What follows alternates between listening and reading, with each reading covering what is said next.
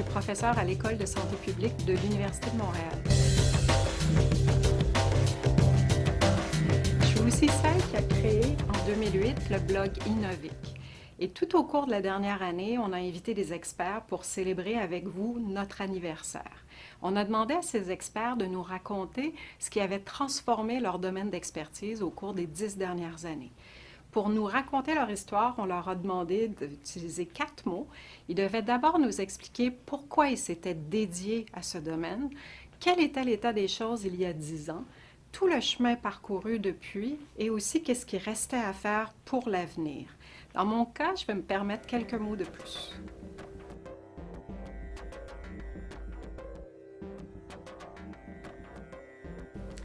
Ce qui m'a motivée à créer Innovic il y a 10 ans, c'est une sorte de doute créatif.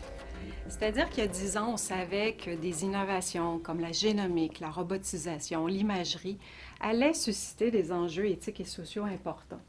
On savait donc que des décisions importantes devaient être prises en termes d'allocation des ressources, mais aussi de politique publique. Puis on savait que ces décisions-là devaient être fondées sur des données probantes autant que possible. Par contre, moi je me disais, et de là mon doute créatif, est-ce qu'on est capable d'avoir des décisions plus légitimes, c'est-à-dire des décisions qui s'appuient sur un débat collectif élargi? Et d'où mon doute créatif était de créer Innovic. Est-ce qu'on est capable d'avoir un blog indépendant qui est dédié entièrement aux innovations en santé et qui permet d'élargir la discussion, d'inclure un plus grand nombre de non-experts? Les experts ont des atouts, mais ils ne peuvent pas tout décider tout seuls.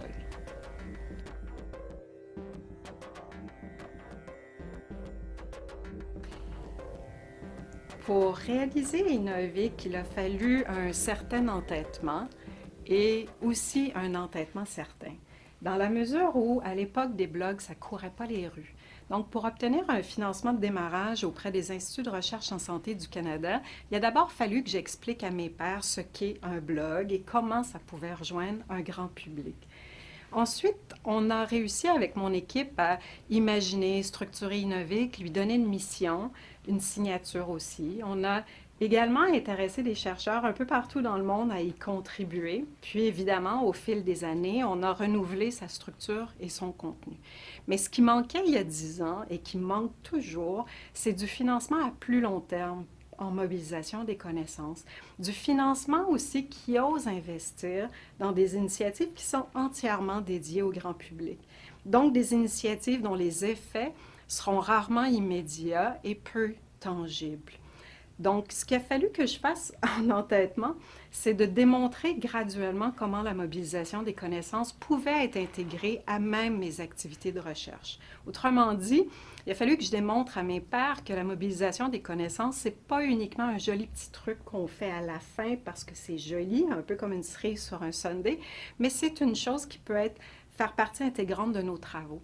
Donc, par exemple, mon équipe utilise beaucoup d'outils multimédia. On développe des vidéos, des plateformes délibératives.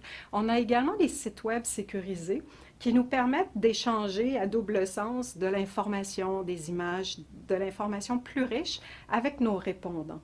Donc, sur un plan de méthodologie, ça nous permet de recueillir des données plus riches, plus approfondies, de qualité. Ça nous permet aussi de rendre beaucoup plus concrète la portée de nos travaux.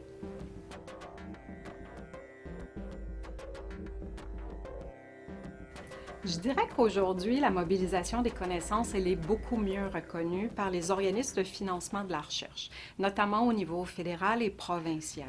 Mais des chercheurs comme moi, on y arrive seulement si on évolue dans des environnements où on trouve de l'entraide tout terrain. Au fil du temps, avec Innovic, on s'est découvert des alliés, des institutions, des organisations et des personnes qui avaient à cœur le service public. Je pense entre autres à l'ACFAS, à l'Agence Science Presse, au FRQ, au Fonds de la recherche du Québec, mais aussi au Scientifique en chef du Québec et aux grands médias francophones qui diffusent à travers le pays. C'est important au fil du temps de se soutenir mutuellement, de dépasser nos missions qui sont parfois très pointues pour arriver à sortir des sentiers battus.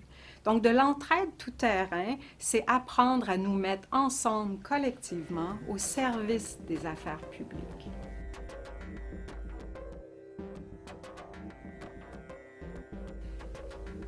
En pensant à l'avenir, le mot qui me venait en tête, c'est innovation au carré. Un peu parce que le mot innovation tout court est très galvaudé, mais aussi parce que ce dont on a besoin, c'est d'innover dans l'innovation. On a entre autres besoin de transformer notre système d'innovation actuel qui a été établi dans les années 80 au Canada comme dans plusieurs pays industrialisés.